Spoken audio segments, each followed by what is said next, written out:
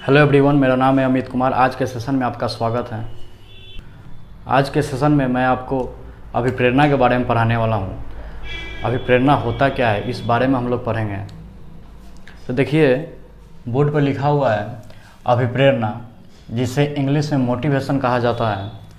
अगर अभिप्रेरणा की अगर हम बात करें तो मोटिवेशन जो है इंग्लिश भाषा का शब्द है। ये जो मोटिवेशन है वो इंग्लिश भाषा का शब्द है, जिसकी उत्पत्ति, इस मोटिवेशन शब्द की जो उत्पत्ति हुई है वो लैटिन भाषा के मोटम या मोबरे शब्द से लिया गया है।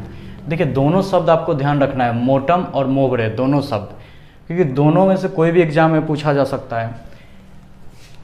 और ये जो मोटम या मोबरे दोनों शब्द का जो अर्थ होता है वो अर्थ होता है टू मूव, या गति करना होता है। कहने का मतलब है एक ऐसा कारक जो हमें गति में ला दे, एक ऐसा कारक जो हमारे अंदर गति प्रदान करता है, उसी को हम लोग मोटिवेशन कहते हैं।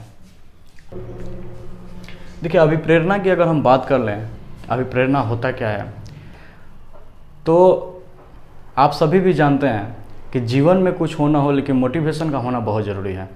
अगर आपके अंदर मोटिवेशन है तो आप जीवन में कुछ भी कर सकते हैं। अगर आपके अंदर मोटिवेशन नहीं है तो आप जीवन में कुछ नहीं कर सकते। इसलिए जीवन में मोटिवेशन का होना बहुत ज़रूरी है। ऐसा अधिगम के लिए मोटिवेशन का होना बहुत ज़रूरी है। अधिगम के लिए जो अभिप्रेरणा है, अभिप्रेरणा को अधिगम का सर्वोत्कृष्ट राजमार्ग माना जाता है। अधिगम के लिए अनिवार्य स्थिति अभिप्रेरणा को मानी जाती है। यानी अभिप्रेरणा आपके अंदर है तो आपका अधिगम होगा, वरना आपका अधिगम नहीं होगा। अधिगम के लिए सुनहरी सड़क अभिप्रेरणा को मानी जाती है। यानी किसी भी काम को करने के लिए आपके अंदर मोटिवेशन का होना ज़रूरी है। जीवन में कुछ हो ना हो लेकिन मोटिवेशन जरूर होना चाहिए। यहाँ पे लिखा हुआ है अभिप्रेरणा की परिभाषा। अभिप्रेरणा कहते किसे हैं? तो देखिए, अभिप्रेरणा जो है ये एक ऐसा प्रेरक है या आंतरिक बल है जो व्यक्ति को लक्ष्य की ओर या निश्चित व्यवहार करने के लिए अग्रसर करता है। कहने का मतलब है अभिप्रेरणा जो है वो हमारा एक आंतरिक बल है जो हमें लक्ष्य की ओर धकेलता है, जो हमें लक्ष्य प्राप्ति में मदद करता है। कभी कभी आपने देखा होगा कि हम सीटेट के एग्ज़ाम की सामान्य तरीके से तैयारी कर रहे हैं, लेकिन जब सीटेट का एग्ज़ाम डेट आया तो हमारे अंदर जो कार्य करने की तीव्रता है वो बढ़ जाती है। हमारे अंदर एक मोटिवेशन आ जाता है, जिसके कारण हम लोग ज़बरदस्त तरीके से पढ़ाई करने लग जाते हैं। तो ये क्या है? मोटिवेशन है। जो हमारे अंदर जो जोश जुनून पैदा होता है, ये क्या है? मोटिवेशन है। इसी को हम लोग मोटिवेशन कहते हैं। कभी कभी ऐसा भी होता है कि हमारे अंदर मोटिवेशन का जन्म होता है और हम तुरंत मार्केट से किताबें खरीदते हैं, उसको पढ़ने लग जाते हैं और 2-4-10 दिनों में ऑटोमेटिक मोटिवेशन शांत हो जाता है। तो ये एक मोटिवेशन है। लेकिन हमें एक अच्छे तरीके से अगर आपके अंदर मोटिवेशन का जन्म हो गया तो ये मोटिवेशन आपके अंदर तब तक रहेगा जब तक आपको लक्ष्य की प्राप्ति नहीं हो जाती। तो मोटिवेशन, जीवन में कोई भी काम करने के लिए अभिप्रेरणा का होना बहुत ज़रूरी है। ये मोटिवेशन जो है, ये जो अभिप्रेरणा है, ये आंतरिक स्थिति है। अगर ये अंदर की स्थिति है, आंतरिक स्थिति है। आप मोटिवेटेड हैं ये सिर्फ आप जानते हैं, बाहर वाला व्यक्ति नहीं जानता कि आप मोटिवेटेड हैं, क्योंकि ये आंतरिक स्थिति है। जीवन में आगे बढ़ने के लिए जो आपके अंदर जोश जुनून पैदा होता है उसी को हम लोग मोटिवेशन कहते हैं। सामान्य अर्थ में जिसे हम प्रेरणा कहते हैं उसी को मनोविज्ञान की भाषा में अभिप्रेरणा कहा जाता है।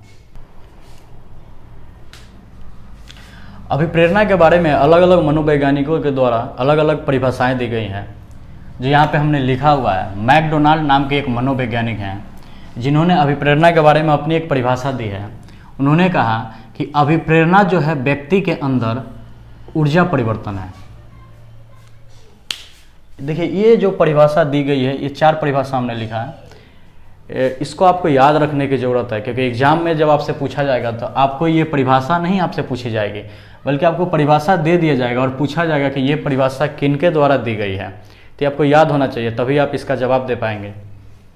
तो अभिप्रेरणा जो है व्यक्ति के अंदर ऊर्जा परिवर्तन है, ये मैकडोनाल्ड के द्वारा कहा गया। इसको आप याद रख सकते हैं। इसको देखिए, मेक मीन्स होता है बनाना, मान लीजिए याद करने के लिए, और जो बनाना मान लीजिए ऊर्जा परिवर्तन किसी भी चीज़ का परिवर्तन हो रहा है, इसका मतलब बन रहा है। देखिए अंदर ऊर्जा परिवर्तन होता है, बाहर ऊर्जा परिवर्तन नहीं है, बल्कि आपके अंदर ऊर्जा परिवर्तन होता है। तो आपको कहीं भी ये चीज़ें याद रखिएगा, अंदर ऊर्जा परिवर्तन, अगर ये चीज़ आपको देखने को मिल जाती है तो ये मैकडोनाल्ड के द्वारा दी गई है।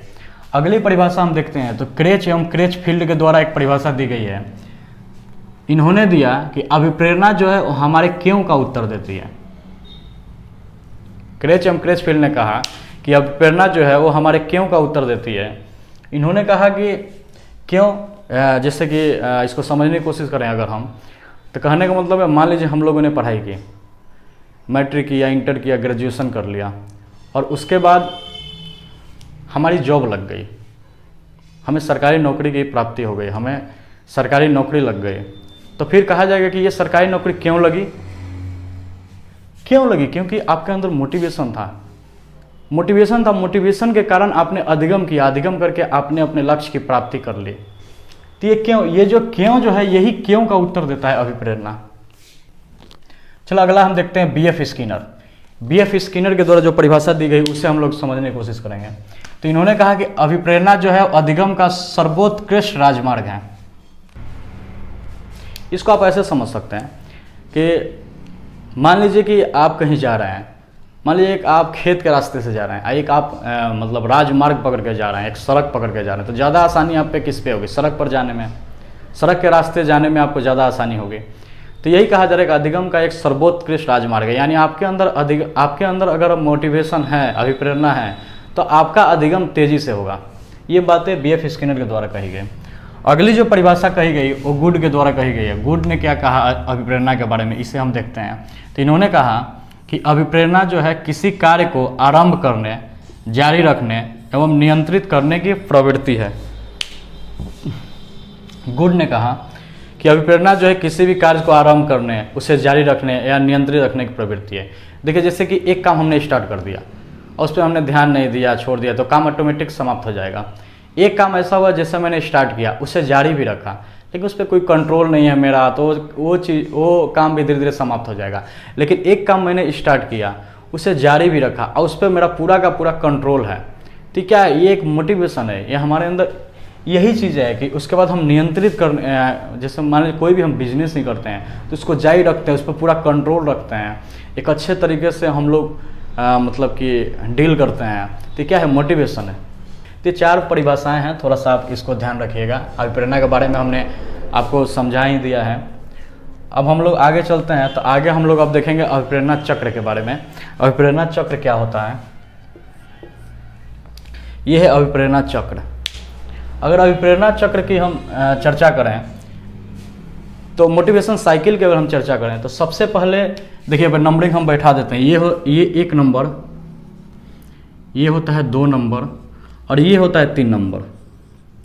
लेकिन ये जो लक्ष्य निर्देशित व्यवहार जो है, गोल डायरेक्टेड बिहेवियर जो है, ये प्रोत्साहन और अंतर्नोद के बीच में काम करता है। ये एक मीडिएटर का काम करता है, लक्ष्य निर्देशित व्यवहार। चलिए इसको हम लोग समझने की कोशिश करते हैं। देखिए आवश्यकता की अगर हम बात करें तो आवश्यकता जो है, अभिप्रेरणा ही आवश्यकता होती है, आवश्यकता ही अभिप्रेरणा होती है। कैसे?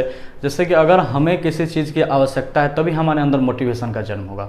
अगर हमें किसी चीज़ की आवश्यकता नहीं है तो फिर मोटिवेशन का जन्म क्यों होगा? मोटिवेशन का जन्म ही नहीं होगा। तो इसलिए हमें अगर आवश्यकता है तभी मोटिवेशन का जन्म होता है और फिर हम उस रास्ते पे चलते हैं। जैसे एग्जाम्पल के तौर पर आप समझ सकते हैं कि हम जो सीटेट का एग्ज़ाम हम लोग देते हैं, सीटेट या किसी भी टेट का एग्ज़ाम जब हम देते हैं तो ये जो हम एग्ज़ाम जो देते हैं, ये एग्ज़ाम क्यों देते हैं? सीटेट की हमें आवश्यकता है। तो क्या आवश्यकता क्यों है? क्यों इसका सर्टिफिकेट लेने की? नहीं, बल्कि मुझे टीचिंग जॉब पकड़ने की आवश्यकता है, मुझे टीचर बनना है। तो मुझे टीचर बनने के लिए मुझे सीटेट का एग्ज़ाम पास करना पड़ेगा। तो ये हमारी आवश्यकता है, ये हमारी आवश्यकता है। तो ये आवश्यकता है तभी हम ये काम कर रहे हैं और आगे जाके हम टीचर बनेंगे। तो जब अगर हमें आवश्यकता नहीं होती सीटेट की तो फिर ये वीडियो हम देखते हैं कि आप लोग इस वीडियो को देखते हैं। अगर आपको सीटेट एग्ज़ाम नहीं देना होता, नहीं देखते। आपको आवश्यकता है तभी आप इस सीटेट एग्ज़ाम को देख रहे हैं, आपको आवश्यकता है तभी आप इस वीडियो को देख रहे हैं सीटेट एग्ज़ाम को क्रैक करने के लिए। एग्जाम्पल के तौर पर आप समझिए कि मान लीजिए कि आपके घर में 3 लाख महीने का इनकम है। तो आप बताइए सीटेट या टेट का एग्ज़ाम आप तैयारी करेंगे? नहीं करेंगे। क्यों? क्योंकि इसका आवश्यकता ही नहीं है। आपके घर में जो इनकम है वो 3 लाख का, महीने का 3 लाख हो जाता है। फिर आप सोचेंगे एक जॉब पकड़ के क्या ज़्यादा से ज़्यादा 50,000 का महीना लगेगा, क्या होगा करके, आप इस पर उतना ध्यान नहीं देंगे। चाहे आप मान लीजिए आपका कोई बहुत बड़ा बिजनेस है और महीने का आपको 10 लाख रुपया तक बच जाता है, महीने का आपको 10 लाख रुपया तक बच जाता है, तो आप बताइए क्या आपको इसकी ज़रूरत है? नहीं ज़रूरत है। आप इसकी तैयारी ही नहीं कीजिएगा, आप अपने बिजनेस पे ध्यान दीजिएगा।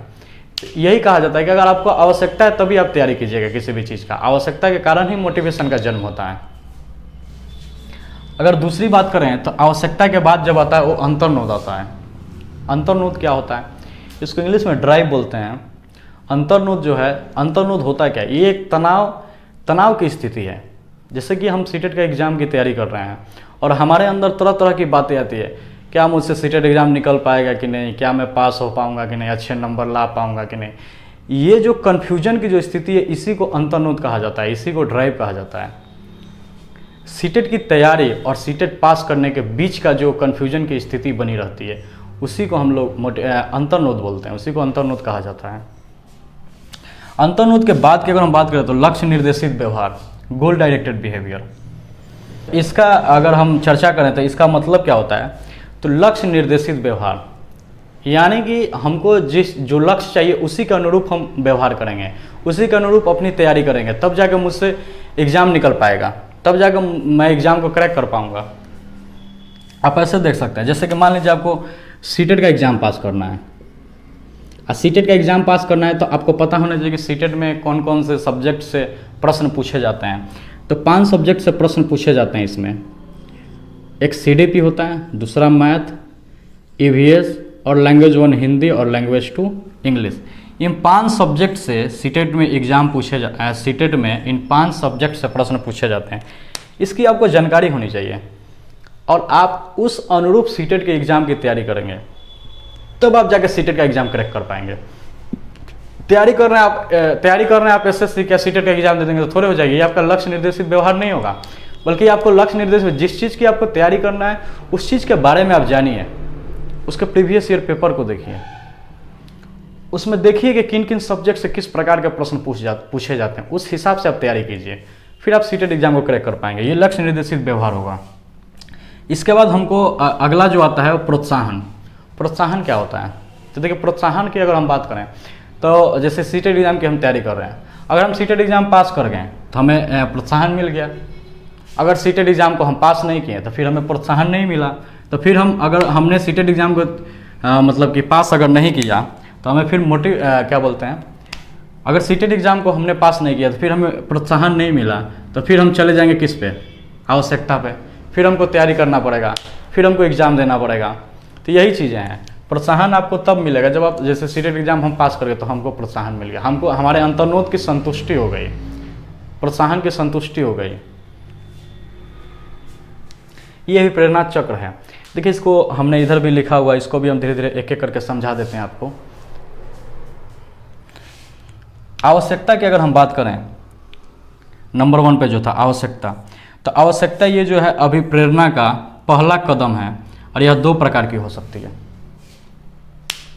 सबसे पहले आवश्यकता का ही जन्म होता है, ये पहला कदम है अभिप्रेरणा का। आवश्यकता की ही अगर हम बात करें तो इसमें देखिए, एक आता है शारीरिक आवश्यकता और एक होता है सामाजिक आवश्यकता। शारीरिक आवश्यकता क्या होती है? इसको प्राइमरी नीड बोलते हैं और इसको हम बोलेंगे सेकेंडरी नीड। इसको हम फिजिकल नीड बोलेंगे और इसको हम बोलेंगे सोशल नीड। तो ये प्राइमरी होता है, ये सेकेंडरी होता है। शारीरिक आवश्यकता कहने का मतलब है, इसको प्राइमरी इसलिए बोलते हैं कि ये चीज़ें हमें चाहिए ही चाहिए। शारीरिक आवश्यकता जो है ये हमें चाहिए ही चाहिए। सामाजिक आवश्यकता हमें मिले न मिले कोई फर्क नहीं पड़ता, लेकिन शारीरिक आवश्यकता तो हमें चाहिए ही चाहिए, इसलिए हम इसको प्राइमरी नीड बोलते हैं। शारीरिक आवश्यकता भोजन, वस्त्र, विश्राम। भोजन हमें चाहिए ही चाहिए। किसी व्यक्ति को 2 दिन भोजन मत दो, तीसरे दिन वो कुछ भी खाने को तैयार हो जाएगा। तो भोजन हमारी ज़रूरत है। वस्त्र की अगर बात करें तो हमें अपने शरीर को ढकने के लिए वस्त्र की ज़रूरत है, नहीं तो बीमारी हो सकती है, ठंड लग सकती है, तो ये ज़रूरत है। विश्राम की अगर बात करें तो हमें प्रॉपर विश्राम की भी ज़रूरत है। मान लीजिए हम कोई काम करते हैं, थक जाते हैं, तो हमें एक विश्राम की ज़रूरत होती है, या हमें नींद चाहिए, प्रॉपर नींद की हमें ज़रूरत होती है। अगर नींद नहीं मिलेगा तो तरह तरह की बीमारी हो सकती है। तो प्रॉपर नींद की हमें ज़रूरत है। कोई व्यक्ति अगर 2 दिन नहीं सोएगा, मान लो किसी को अच्छे बिछावन पे सोने की आदत है, उसको दूसरे जगह नींद ही नहीं लगता, उसको 2 दिन सोने ही मत दो। उसके बाद अगर तीसरे दिन कहीं भी सो जाएगा, क्योंकि उसको ज़रूरत है विश्राम की, कहीं भी सो जाएगा वो। तो ये चीज़ें प्राइमरी नीड होती है, इसको सभी को ज़रूरत होती है। अगर हम सामाजिक आवश्यकता की बात करें तो इसमें होता है पद, प्रतिष्ठा, उपलब्धि और आय। इसमें पद प्रतिष्ठा की जरूरत होती है।